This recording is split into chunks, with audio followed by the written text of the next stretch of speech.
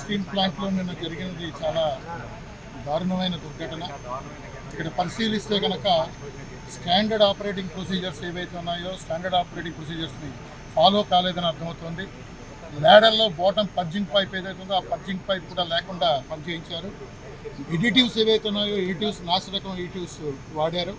అదేవిధంగా అవసరమైన స్పేర్స్ కూడా ఇవ్వకుండా ఉన్నదాంతో పనిచేయించడం వల్లే ఈ దుర్ఘటన జరిగింది. ఇది కేవలం భద్రతా వైఫల్యం కారణం. దీని మీద ఈ చర్యలు తీసుకోవాల్సిన అధికారులు సక్రమంగా చర్యలు తీసుకోకపోవడం, ఖర్చు తగ్గించాలనే పేరు మీద కేంద్ర రాష్ట్ర ప్రభుత్వాలు అవలంబిస్తున్న ప్రైవేటీకరణ విధానాలే దీనికి కారణం. ఇవాళ విధానాలే కనుక లేకుంటే 8 మంది ప్రాణాలతో మనతో మిగిలిండేవారు.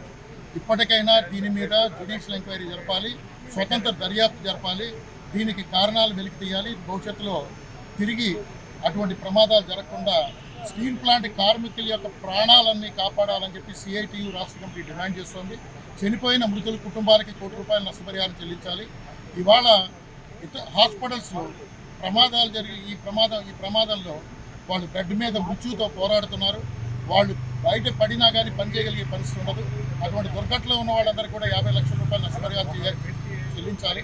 అందరికీ కూడా రెగ్యులర్ ఉద్యోగం ఇవ్వాలని చెప్పి సిఐటియు రాష్ట్ర కమిటీ డిమాండ్ చేసుకోవాలి. కేవలం ఘటన జరిగినప్పుడు వచ్చి పరామర్శించి కన్నీరు కార్చి ప్రకటనలు కాదు. ఇటువంటి ప్రమాదాలు జరగకుండా కార్మికుల ప్రాణాలు కాపాడాల్సిన బాధ్యత ప్రభుత్వాల మీద ఉంది. ఆ బాధ్యతను నిర్లక్ష్యం చేస్తున్నారు. ఇది సరైంది కాదు అని చెప్పి సిఐటియు చెప్తుంది.